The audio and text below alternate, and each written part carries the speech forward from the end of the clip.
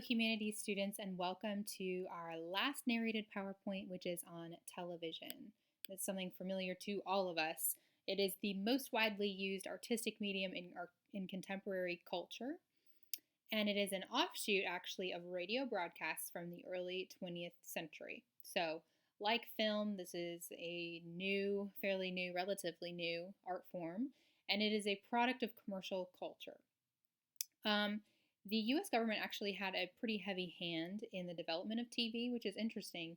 They were the ones to actually kind of determine it would be more entertainment than education, which led to the influence of advertising, advertisers, advertising. And so TV is probably the most commercial of the arts, not just because it shows commercials, but because the content of TV shows is really geared toward generating revenue. So people who are really, kind of deeply in the artistic world might say that television is the most maybe tainted of all of the mediums, of all of the humanities, because of the heavy influence of advertising. So just some things to think about. It was more limited when it first arrived on our screens. TV really allowed for less frames per second, less contrast, less detail, a lower resolution, and smaller screen size. And so the quality was not great when it first came out, and obviously it's come now leaps and bounds as TVs have improved over time. There's two different sort of divisions we're going to discuss. One is television, like we would see when we turn on the TV, and the other is video art. So when we're talking about television, we're talking about the shows we would normally watch, like Friends, Roots, things that explore these relationships between people, historical issues, political scenarios, etc. And then we have video art, which is the complete opposite of commercial television. So video art is not motivated by reaching demographics, and it is not really audience pleasing necessarily.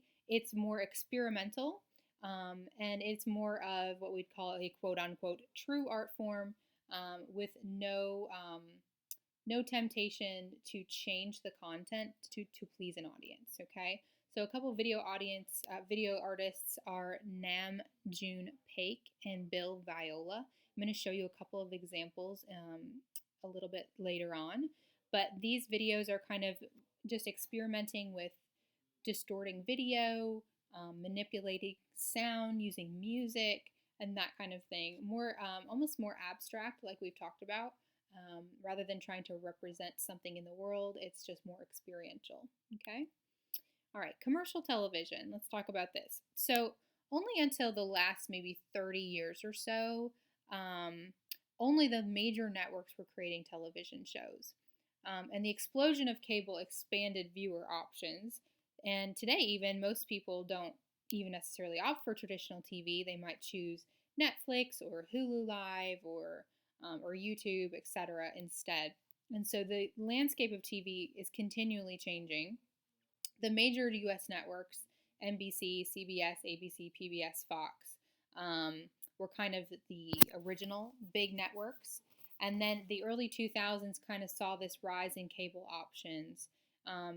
And so let's talk about early situation comedies, or what we would call sitcoms, okay? Many of them were ethnic comedies. And this early situation comedy is where we get the term sitcom, which is kind of a combination of those words. So this is a genre of comedy that follows one set of characters that carry over from one episode to another episode. And so this is different than a contrast to sketch comedy, where new characters are used in every sketch, or stand-up comedy. Okay, so these are kind of the different genres here. So a couple of notable situation comedies. The Goldbergs, which not the new one, but the old one, the original, was 1949 to 1955, and this followed a Jewish family in New York City. The Life of Riley, and this followed an Irish working class family in LA. Amos and Andy, these were two African Americans in Harlem, and eventually this show was pulled because it perpetuated negative stereotypes. The Honeymooners, which was an urban working class family, and then All in the Family, which was really the first show to tackle some of those tough topics. The main character, his name was Archie Bunker, and they term him the unaware bigot, which he brought up a lot of issues for the TV show to discuss, from war to feminism to race, rape, homosexuality. So a lot of controversial topics were tackled during this show in the 70s. And so it also served to kind of contrast Bunker as kind of the guy from the previous generation, and some of the like the baby boomers were contrasted with him to kind of show how those different generations could think differently on topics. So the different generations kind of showed different viewpoints. Television structure. So there's three kind of different structures that we might see in a television series. One are self-contained episodes, and these are exactly what it sounds like. Each episode has its own story. It's kind of self-contained. It's a complete story in one episode. So it has a beginning, a middle, and an end. And so that means you can watch any episode at any time and be completely satisfied. So an example of this might be I Love Lucy. Although some of them, obviously, some of them they have a child, and if you watch them out of order, maybe some of them would have a child and they would have, and some would not have had a child yet. But for the most part, you can watch an entire episode. It's self-sustaining, and it's not trying to lead me to the next episode. Whereas a television serial does do that. It's more open-ended. It's an ongoing story. Each episode only maybe has a minor resolution. We get a little bit of an ending, but it really kind of leaves us on a cliffhanger. It doesn't give us a full conclusion, and so it keeps us coming back to watch more. Okay. Then we've got the home box office, and so these would be TV shows on a subscription service like HBO or Netflix, and these allow directors more flexibility with content. So you might have more language or more nudity or more things that were not appropriate for TV. And viewers have the ability to binge, quote unquote, an entire season at once. So we do that a lot. I mean, I did that with Stranger Things, right? So think about something that you did, a binging episode you had with a home box office TV series. Okay, a few Emmy winners to take note of that your text notes. One is Downton Abbey. Have you ever seen Downton Abbey? It's a historical drama that shows the social changes in Britain between about 1912, the sinking of the Titanic, through the 1920s. So lots of changes happening in Britain that it kind of follows this one main family. Another is Homeland, which follows a bipolar CIA operative who has to kind of navigate through this post 9/11 terrorism and the war in Iraq. And the last one was Game of Thrones. This was based on a book series by George R.R. Martin. It's a fantasy historical series kind of representing medieval society in Northern Europe and how corrupt it could be. And it describes it as a vicious world that only cable provider could produce. It also has some nods to Shakespeare as it kind of explores the relationship within courts of kings. So there's lots of twists and turns and backstabbing and deceit. And so a lot of that really kind of odes back to Shakespeare. So these are a few series that your text notes. They may or may not have appropriate content, so I'm not endorsing them, but just a few to take note of that your text likes to talk about. Okay, let's talk about video art. So again, like I mentioned earlier, TV and video art are really very opposite things. TV is very formulaic. It is very narrative, meaning it's telling some kind of a story. It's often chronological. There's usually tension leading to a climax and then a resolution. But video art is very different. It's unpredictable and it's experimental. It's not narrative, so it's not telling any kind of story, and it's very maybe sort of abstract. And this sort of began in the 1950s. Your text wants you to know of a few specific names: Nam June Paik, Peter Campus, Pippilotti Rist, Doug Atkin, and Bill Viola. I'm going to show you a couple of clips here to give you an idea of what I'm talking about when I'm mentioning video art. So let me flip over here, and I'm going to show you this clip here. This is Nam June Paik. This is Video Flag.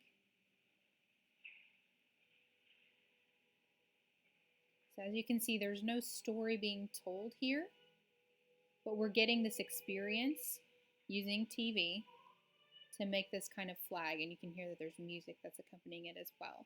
Okay, so that's one example. And then I'm going to show you 3 transitions, and this is Peter Campus.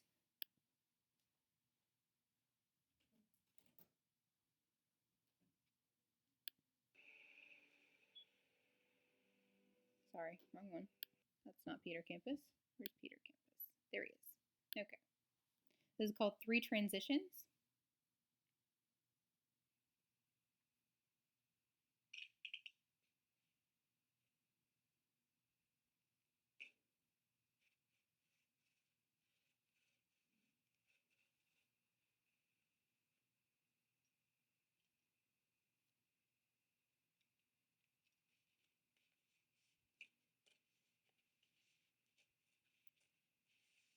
Pretty crazy, right?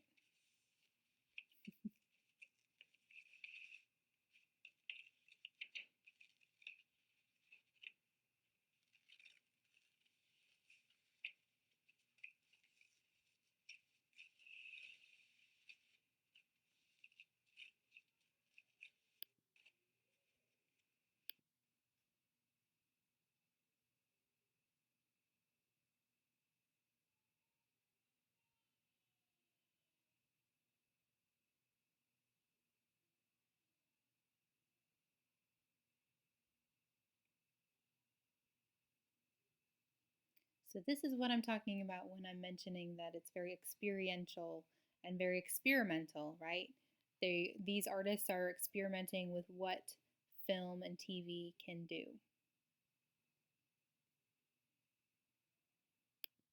And here's the last one.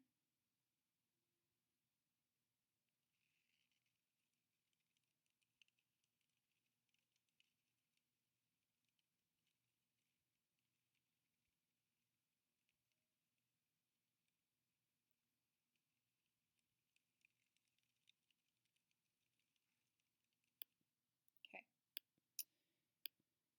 All right, moving on. This is Pippilotti Wrist. This is called Pixel Forest from 2016, and this was shown in the New Museum of New York. For her second installation in New York, the Swiss artist Pippilotti Wrist had 3 floors of the New York Museum for her work. She projected videos on walls, ceilings, and floors. In several rooms, she had beds for viewers to lie down as they experienced the show. Okay, so this again is blurring the boundaries between art and entertainment. It's experiential, and in this particular instance, you're meant to feel sort of surrounded by the videos and by the experience. Okay, then I'm going to show you a quick clip from Doug Aitken. This is called Sleepwalkers, and this was projected on the walls of the Museum of Modern Art in New York City. It's narratives of 13 different people working nighttime jobs, and he aimed to really show them as separate stories and then gradually see them share more and more connections and closeness to each other. So they start out as sort of individuals and then they kind of blend into more of a community.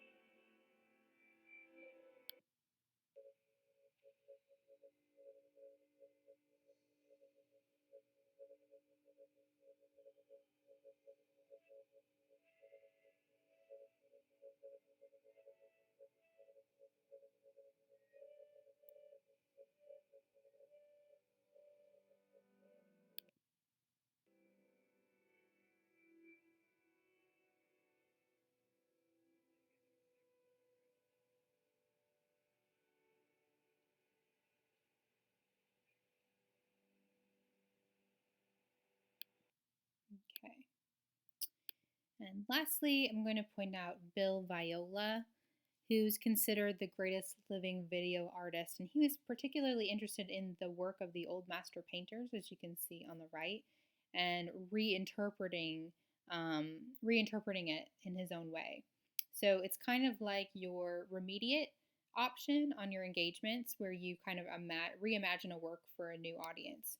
So this work here on the left is his. It's called The Greeting from 1995, and it's a projection of three women that are trying to emulate a painting, which is on the right, and that is Pontormo's The Visitation from 1578. His work is typically shown in slow motion to allow you to view every moment in detail. So this is actually not a photograph, it is a video. I'll show you just a second here. And it gives us the chance to examine every moment, just like we would a painting. So we talked, when we looked at dance, we talked about how difficult it was to stop and appreciate the form because it moves. The same with video art, and so that is why he has slowed it down so much so that we can view and analyze every angle, okay? Pontormo's work on the right is more faith-based. So this is a painting of Mary and Elizabeth telling each other that they are pregnant with both Jesus and John the Baptist. And then in Viola's work, the religious theme is gone, but Viola tries to emphasize what he would call the spiritual nature of connecting or meeting to other people. Okay, so, oh, I don't have a clip of it, I'm sorry. Bummer. Okay, but anyway, it's a video and it's shot in slow motion. I am going to show you Quintet of the Astonished, which is also Bill Viola.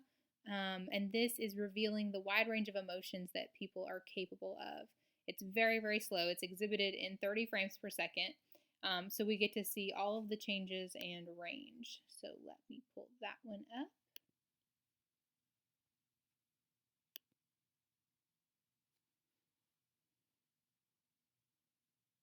Again, very, very slow.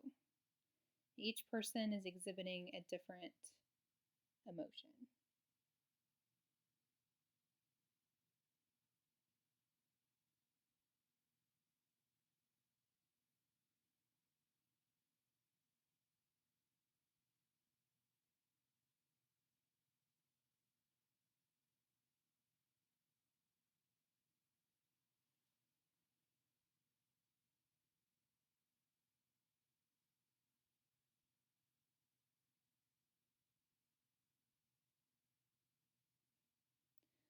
But I think it's kind of funny to watch their faces in slow motion. Kind of speed it up a little.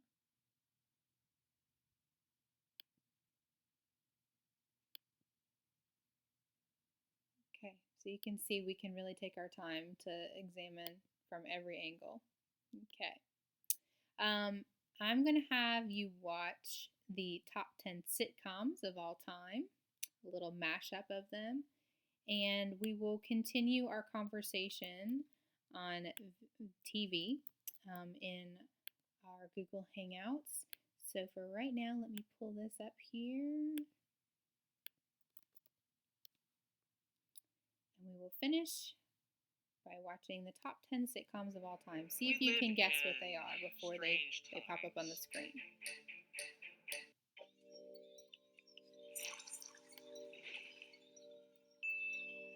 These are the timeless shows that keep us glued to the tube, no matter what the era. Welcome to WatchMojo.com, and today we're counting down our picks for the top 10 sitcoms of all time. Remember when we were waiting for that table in that Chinese restaurant that time? That could be a TV show. For this list, we've incorporated live-action shows that continued for more than one season on an American network, which unfortunately means we've excluded long-running animated sitcoms like The Simpsons. We've also decided our picks must include an ensemble recurring cast of 4 or more actors. Number 10, Modern Family.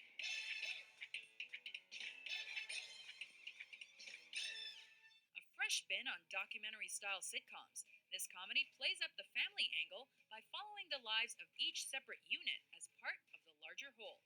With the family comprised of three very different couples and their offspring, Modern Family has a far-reaching perspective of very different people from all ages, sexes, and orientations. Redheaded Dad, it's Angry Daddy. No, I'm not. Yes, you are. But it still manages to balance the situational humor of each person's individual interactions. What a beautiful dress. I thank you, Phil. Okay.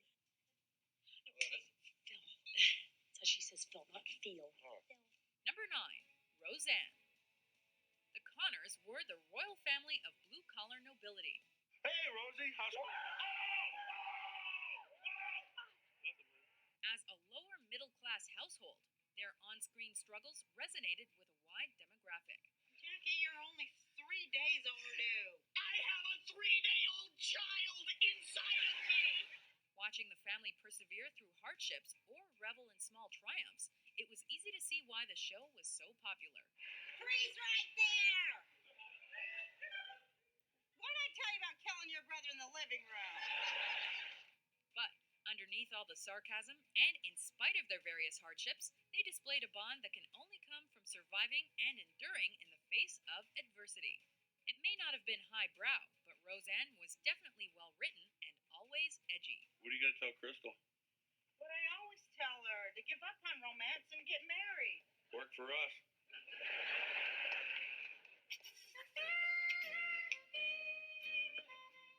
Number 8, The Mary Tyler Moore Show.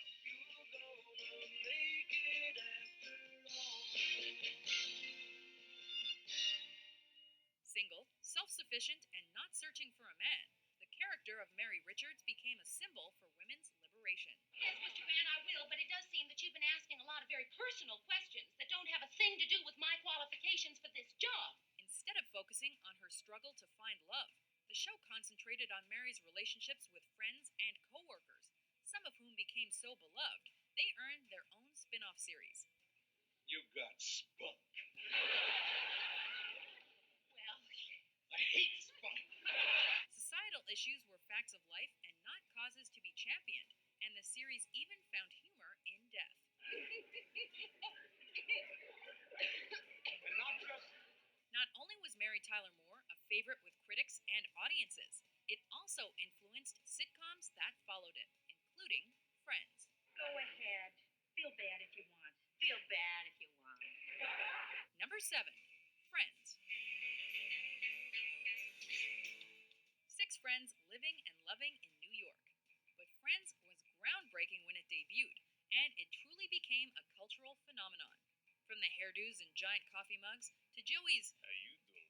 to Ross and Rachel's break, We were on a break!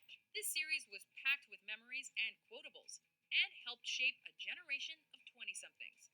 With sharp writing and unparalleled cast chemistry, it was a consistent winner at the award shows and in the ratings that refreshed the sitcom format once again. Could Friends be any more of a hit?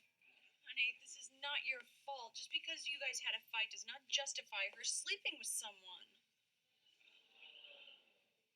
Well, if she thought they were on a break.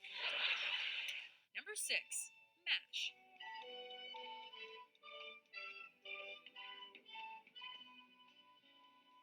Adapted from the 1970 movie of the same name, MASH was an offbeat comedy satire about the highs and lows of war. Want to play a little doctor after we're finished? Though it was set in Korea, it began during and paralleled the Vietnam War, carefully walking the line between observing war and protesting it. Throw away all the guns and invite all the jokers from the north and the south in here to a cocktail party. Last man standing on his feet at the end wins the war. MASH followed a mobile medical unit and all the flamboyant characters who worked in it. And it was the show's brains, candor, and pitch-perfect cast that won over its loyal following. You did it again. Screwed up in reverse. After 11 award-winning seasons, that cast packed their bags in what remains the most-watched U.S. TV finale of all time. I'll miss you. A lot. I can't imagine what this place would have been like if I hadn't found you here.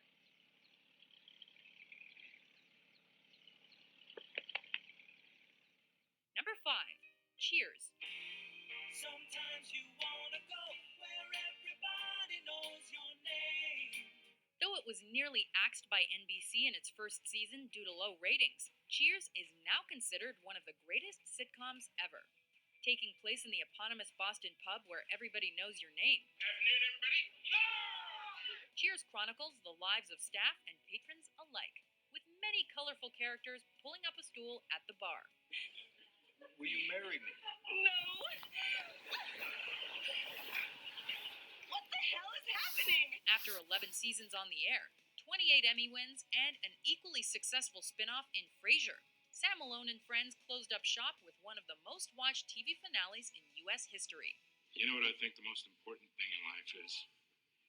It's love. You want to know what I love? Beer, Norm? Yeah, that was a quick one. Number 4, I Love Lucy. After working on stage and in radio, Lucille Ball and her husband Desi Arnaz took their signature comedy style and pioneered sitcom standards in the 1950s. Oh, gee, I'm glad you're home. How's about a great big... I'll see you later. Their craziness knew no bounds, but they always kept things in good taste. And that probably helped I Love Lucy regularly top the ratings and win 5 Emmys. But what made it popular was its star. Whether she was trying to join Ricky's act, raising her son, or working a new job, this naive and ambitious woman was always in trouble, which is why we love Lucy. Gee, this is a sensational breakfast. My gosh, but you're a good cook. What was that on the phone? Was the drugstore. You left your hat down there when you picked up these 2 breakfast orders. Number 3, All in the Family. Those were the days.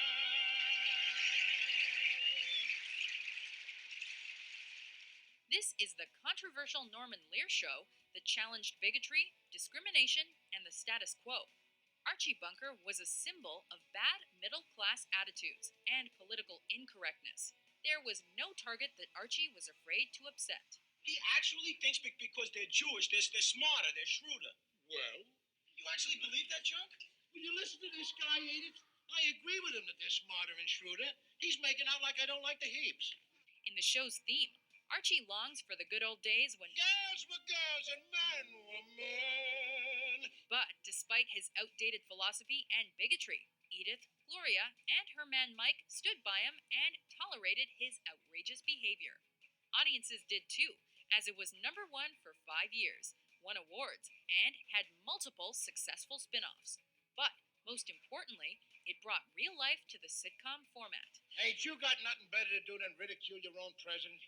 You gotta admit, he does lend himself to it. Watch it. Now watch it. Watch it. Number 2, The Cosby Show. After sitcoms had seemingly run their course, Bill Cosby stepped in with his signature comedic style and renewed the genre. Your face. Your face. Your face. I mean, it's only one half of your face is made up now. Are you going someplace else and do the other side, or are you planning on walking sideways all night? As Dr. Heathcliff Huxtable, Cosby and his on-screen wife Claire are a happily married couple raising their children in an upper-middle-class neighborhood of Brooklyn. Breaking ground not only for sitcoms, but also for African Americans on TV. The Cosby Show was a family comedy that also dealt with serious issues. You are afraid to try because you're afraid that your brain is going to explode and it's going to ooze out of your ear. But always with lots of love, respect, and laughs between its characters. Yeah, man, I got married, tied the knot.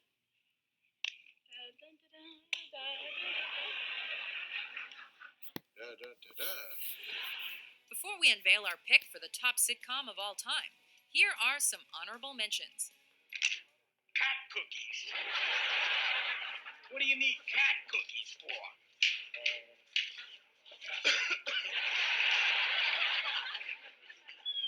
Get that mangy thing out of here. There's some poor woman who's going to pin her hopes on my sperm. What if she winds up with a toddler who doesn't know if he should use an integral or a differential to solve for the area under a curve? I'm sure she'll still love him. I wouldn't. Lebanese girls are the new half Asians. Hey, you want to do something tonight? Okay, meet me at the bar in 15 minutes and suit up! Well, the fact is, I played chess. You play with her chest? No, chess, Fonzie. The game, chess. We didn't do anything. I lied. Oh. Hey, Uncle Phil! Oh. How you doing? I am not your Uncle Philip. Oh, my fault, man. I must have got the wrong crib. But, hey, yo, I ain't know so many brothers living in this neighborhood. We doing all right, huh? Just because we are moving up is no reason why we have to look down on people. I'm not telling you to look down on nobody. I'm just saying to shift your angle and let them start looking up to you. Number 1, Seinfeld. Taking the top spot on our list is the show about nothing. They say, what's your show about? I say nothing. There you go. I think you may have something here. Without any real unifying plot, this show made 90s TV with its stars' observational humor and the chemistry between its characters. Seinfeld may not have won all the awards, but it's the 90s sitcom we continue to quote on a daily basis. Nothing for you. I come home and find my son treating his body like it was an amusement park. Serenity now. Serenity now. Serenity now. The show also crushes it in syndication and spawned co-creator Larry David's even more meta sitcom, Curb Your Enthusiasm. And it's all those reasons combined that make Seinfeld master of its domain. So you're still master of your domain? Yes. Yes, I am. Master of my domain. Do you agree with our list? You guys make us look good. What do you think is the greatest sitcom of all time? For more TV Top 10s published every day, be sure to subscribe to WatchMojo.com. Okay, so that concludes our study of TV. I hope you enjoyed it, and we will talk more in our discussion time on Wednesday.